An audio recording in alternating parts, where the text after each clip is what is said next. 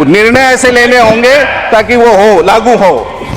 किसी के happy journey करने से किसी की जर्नी हैप्पी नहीं होती। तो लालू जी ने जो इस देश के रेलवे को दिया है, कोई रेल मंत्री नहीं दे पाया है 2005 के बाद से। अब सरकार एक ट्रेन की 8-10 बोगियों को स्वच्छ नहीं रख पाती, होता कि लोग अपने उन सुझाव 8-10 दे सकते। बोगियों में साफ सफाई नहीं रख पाती, तो किसी शहर और देश को तो स्वच्छ रखने की बात आप ही छोड़ अपना मौका है, दीजिए। बोलिएगा।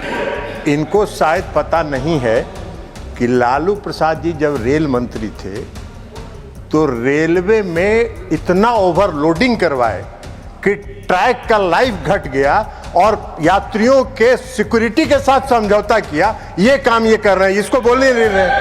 सार्थक बहस हो रही हो तो इस प्रकार का हस्तक्षेप असंसदीय है, परंपराओं का निर्माण नहीं होता है। कोई भी सदस्य उठ के खड़ा होकर के, मंत्री क्यों ना हो, अगर ऐसा करेंगे तो डिरेलमेंट हम भी करेंगे। रेल यात्रा, आज के दौर में रेल यात्रा करना किसी जंग से कम नहीं है। आपको टिकट खरीदने से लेकर घर पहुंचने तक, वो आप किसी यात्री से संवाद कीजिए, आपको बता देगा। वैल्यू फॉर मनी का कोई ट्रैवलिंग एक्सपीरियंस यात्रियों को नहीं मिल रहा है। लेकिन हालिया सरकार क्या कर रही है? अमीरों के लिए ट्रेन लाई जा रही हैं और प्राइवेट हाथों में उन्हें सौंपा जा रहा है। गरीब रेल में बैठने का सपना भी नहीं देख पाता। आप प्रीमियम ट्रेन लेके आइए, आप बुलेट ट्रेन चलाइए और प्रीमियम ट्रेन चलाइए, लेकिन जो पुरानी पैसेंजर ट्रेन है, जो पुरानी एक्सप्रेस ट्रेन है, उनको बंद मत कीजिए, उनके कोचों की संख्या कम मत कीजिए। कि आप लिख देते हैं ट्रेन पे कि आपकी यात्रा मंगलमय हो। खाली ट्रेन पे आपकी यात्रा मंगलमय लिखने से किसी की यात्रा मंगलमय नहीं होगी। आप किसी भी प्लेटफॉर्म पे चले जाइए, किसी भी जो रेल से यात्री उतरता है उससे आप पूछ लीजिए कि आपका सफ़र कैसा रहा, आपकी यात्रा कैसी रही, तो वो बताएगा कि बिल्कुल खराब। पूछेंगे भाई क्यों खराब है, वो कहेगा कि रेल में इतनी गंदगी थी कि शौचालय जाने का मन नहीं करता। Thank you Khuntia ji for finishing in before time. Mister Sanjay Yadav. Thank you उपसभापति महोदय। रेलवे के कामकाज पे चर्चा पे अवसर देने के लिए आपका हार्दिक धन्यवाद। महोदय, मैं अपनी बात को शुरू करने से पहले हमारे लालू प्रसाद आदरणीय राष्ट्रीय अध्यक्ष सहित अन्य जो रेल मंत्री रहे, उनका भारतीय रेलवे में जो योगदान रहा और भारतीय रेलवे को समृद्ध और मजबूत बनाने में उनका जो कंट्रीब्यूशन रहा, उन सबको याद करते हुए मैं अपनी बात को शुरू करना चाहूँगा।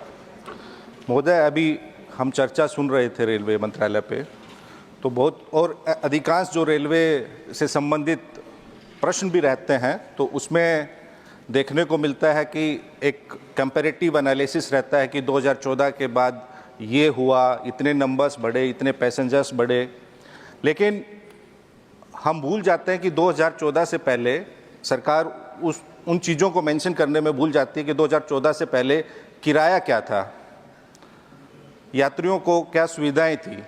तो 2014 के बाद जो रेलवे का भाड़ा बढ़ा, किराया बढ़ा, क्या उस अनुपात में रेलवे की सेवा, सुविधा और सुरक्षा सरकार बढ़ा पाई? एक ये मूल प्रश्न है। बहरहाल मैं एक आंकड़ा देख रहा था एनसीआरबी का 2023 तक। एनसीआरबी के आंकड़ों के अनुसार देश में रेल दुर्घटनाओं से 2,60,000 व्यक्तियों की मौत हुई है, चाहे वो डिरेलमेंट से हुई हो, चाहे रेल से गिरने से हुई हो, अन्य प्रकार की जो 5 कैटेगरीज है उसमें 2,60,000। अक्सर हम पहले मेले में या सर्कस में देखते थे कि एक मौत के कुएं में एक मोटरसाइकिल चलाई जाती थी, अभी भी चलती है। तो वही मैं कह रहा हूँ, वर्तमान में एक्चुअली इस सरकार में उसी रेल विभाग वो मौत के कुएं में वही मौत का खेल चल रहा है। अब रेल हादसों में कमी लाने के लिए एक सिस्टम इजाद किया गया, कवच, लेकिन पूर्ण रूप से वो अभी इम्प्लीमेंट नहीं हुआ है और कवच के इंतजार में न जाने कितने लोगों पे कफन चढ़ गए, लेकिन सरकार को कोई फर्क नहीं पड़ता, इतने लोगों की मौतें हो रही हैं। कवच का इंतजार हो रहा है, कितने लोगों कवच कितने जगह किन रूट्स पे, सेक्टर्स पे चला है, वो तो बजट में मेंशन था।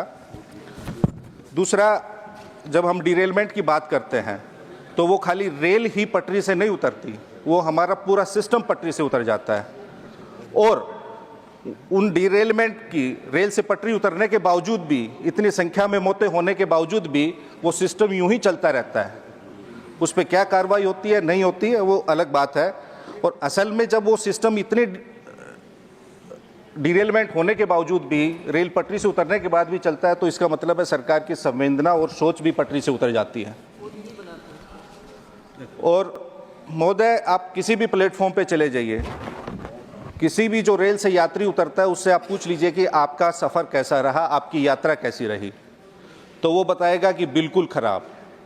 पूछेंगे भाई क्यों ख़राब है, वो कहेगा कि रेल में इतनी गंदगी थी कि शौचालय जाने का मन नहीं करता, वॉशरूम में इतनी गंदगी थी, और उसी जगह उसी प्लेटफॉर्म पे शांत होकर सुने, बहस का मत, उसी प्लेटफॉर्म पे एक बड़ा सा विज्ञापन रहता है जिस पर लिखा रहता है स्वच्छ भारत। शांत होकर सुने। जब सरकार एक ट्रेन की 8-10 बोगियों को स्वच्छ नहीं रख पाती, होता कि लोग अपने उन सुझाव 8-10 बोगियों में साफ सफाई नहीं रख पाती, तो किसी शहर और देश को तो स्वच्छ रखने की बात आप अपना मौका है बोलिएगा ना महोदय। अपना मौका है तो बोलिएगा। उप सभापति महोदय, जो रेल का सफर है ना, जिसको हिंदी में हम कहते हैं रेल का सफर, एक्चुअली इन्होंने उसको इंग्लिश वाला सफर बना दिया है, SUFFER। वो रेल का सफर नहीं रह गया है। और जैसे मैंने कहा कि ये आंकड़े हैं मौतों को, तो हम तो सरकार से कहेंगे कि इन दुर्घटनाओं और मौतों का आंकड़ों का भी एक आप विज्ञापन लगा दीजिए और एक टैगलाइन लिख दीजिए कि फलाना है तो मुमकिन है। मत दीजिए, नहीं लगा पाएंगे ना, फलाना है तो मुमकिन है। 1 मिनट महोदय, railway are you yielding? No sir महोदय, are you yielding because minister wants to speak?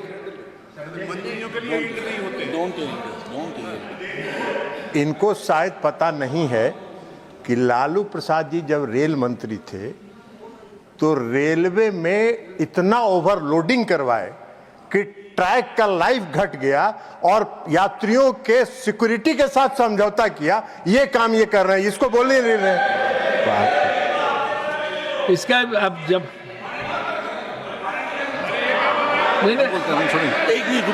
इनको माननीय संजय जी का है, माननीय उपसभापति महोदय, पॉइंट संजय जी को दे दीजिए ना।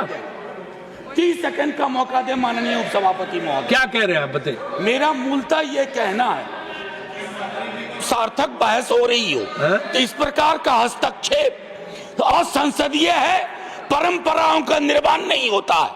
कोई भी सदस्य उठ के खड़ा होकर के, मंत्री क्यों ना हो, अगर ऐसा करेंगे तो डिरेलमेंट हम भी करेंगे। एक मिनट देखिए, मैं ऐसा है मनोज जी, एक बार शांत, नीरज शांत। मनोज जी, मैंने इसमें जो नियम है, नियम ये है कि अगर मेंबर यील्ड करता जो बोल रहा है तभी वो बोलेगा। मैंने उनसे पूछा, यील्ड करके मतलब बैठ गए, तब उनको अनुमति मिली। तो इसलिए जो है, इसलिए पहले मैंने पूछा नियम के अनुसार,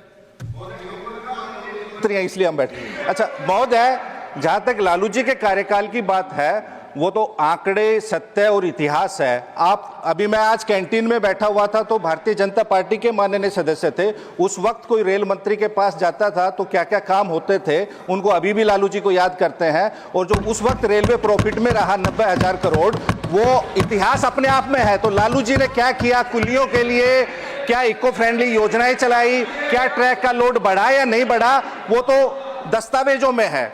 बहरहाल मैं कह रहा था कि रेलवे हमारे देश की जीवन रेखा है, लाइफलाइन है, लेकिन इस सरकार ने उसकी कंडीशन ऐसी कर दी है कि रेलवे की अब वो लाइफलेस कंडीशन में है। महोदय, रेल यात्रा, आज के दौर में रेल यात्रा करना किसी जंग से कम नहीं है। आपको टिकट खरीदने से लेकर घर पहुंचने तक, वो आप किसी यात्री से संवाद कीजिए, आपको बता देगा। वैल्यू फॉर मनी का कोई ट्रैवलिंग एक्सपीरियंस यात्रियों को नहीं मिल रहा है। महोदय, हम चाहते हैं कि सरकार स्लोगन, एडवर्टीजमेंट, प्रचार प्रसार और मैन्युफैक्चर्ड इंफॉर्मेशन के भ्रम से निकल के यथार्थ पे यात्रियों से संवाद करे और उनके अनुरूप अपनी योजनाएं बनाए। महोदय, अभी होली का त्यौहार है, आप जाइए किसी रेलवे स्टेशन पे, बिहार की बात हो रही थी, 20 साल से वहाँ एनडीए की सरकार है, 11 साल से यहाँ है, सबसे अधिक बिहार, तीसरा लार्जेस्ट पॉपुलस स्टेट है बिहार। वहाँ बिहार की जाने वाली ट्रेनों की 200% कैपेसिटी से अधिक ओवरलोडिंग है। लालू जी के समय नहीं होती थी। अभी आप जाइए भगदड़ में, अभी भी पीछे मेरे बिहार के लोग थे। उनका उनका सफर कैसे आरामदायक हो, कैसे सुखदायक हो, उस पे बात होनी चाहिए। बिहार के लाइफ और लालू बिहार के लोगों की लालू जी ने तो गरीब रथ चलाया। क्या किसी ने गरीब रथ चलाया था? वो चाहते थे कि गरीब भी सुविधाओं का हकदार बने, उन्हें भी सस्ता खाना मिले, वो भी कड़ी धूप में, गर्मी में, सर्दी में एसी का सफर करें। तो इसलिए वो उन्होंने सुविधा बढ़ाई थी। और उनके दिए हुए कारखाने जो बिहार में है 3, उनमें रिकॉर्ड तोड़ प्रोडक्शन हो रहा है। लेकिन हालिया सरकार क्या कर रही है? अमीरों के लिए ट्रेन लाई जा रही हैं और प्राइवेट हाथों में उन्हें सौंपा जा रहा है। ऊंची कीमतों पे टिकट हैं। जैसे मैंने कहा, उस वक्त क्या प्राइसिंग था टिकट का, अब क्या है? गरीब रेल में बैठने का सपना भी नहीं देख पाता। आप प्रीमियम ट्रेन लेके आइए, आप बुलेट ट्रेन चलाइए और प्रीमियम ट्रेन चलाइए, लेकिन जो पुरानी पैसेंजर ट्रेन हैं, जो पुरानी एक्सप्रेस ट्रेन हैं, उनको बंद मत कीजिए, उनके कोचों की संख्या कम मत कीजिए। आपको जो नया लाना ले, उसका स्वागत है। उप सभापति महोदय, सरकार का काम हर देशवासी को सस्ती सुविधा उपलब्ध कराना है। मुनाफा कमाना या व्यापारी बनकर लोगों की जेब काटना नहीं है। आम आदमी, गरीब आदमी को देना।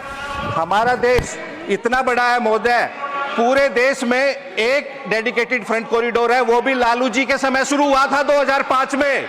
उसके बाद से कितने डीएफसी आपने बनाए, कितने डीएफसी ऑपरेशनल हैं? महोदय 1 मिनट लूंगा आपकी, मैं अपनी बात को कंक्लूड कर रहा हूं। 3 लाख से अधिक non gazetted post. Neeraj ji महोदय 3 लाख से अधिक नौकरियां युवाओं की खाली है। उन नौकरियों को भरने के लिए आप क्या कर रहे हैं? सरकार उस पर जवाब दे। 3 लाख से अधिक नॉन गैजेटेड पोस्ट खाली है। महोदय समय हो गया, खाली इतना कहूंगा कि आप लिख देते हैं ट्रेन पे कि आपकी यात्रा मंगलमय हो। खाली ट्रेन पे आपकी यात्रा मंगलमय लिखने से किसी की यात्रा मंगलमय नहीं होगी। यात्रा को मंगलमय करने के लिए आपको उनके लिए कल्याणमय और चेतनामय नीतियां बनानी होंगी और निर्णय ऐसे लेने होंगे ताकि वो हो, लागू हो। किसी के हैप्पी जर्नी करने से किसी की जर्नी हैप्पी नहीं होती। तो लालू जी ने जो इस देश के रेलवे को दिया है, कोई रेल मंत्री नहीं दे पाया है 2005 के बाद से। लालू जी से पहले भी बिहार के रेल मंत्री थे, उनको इतिहास के फुटनोट में भी जगह नहीं मिलेगी। लेकिन लालू जी ने जो दिया है वो कोई नहीं कर पाया। उन्होंने बिहार को 3 कारखाने दिए, किस रेल मंत्री ने दिया? बात करते हैं। बहुत बहुत शुक्रिया महोदय।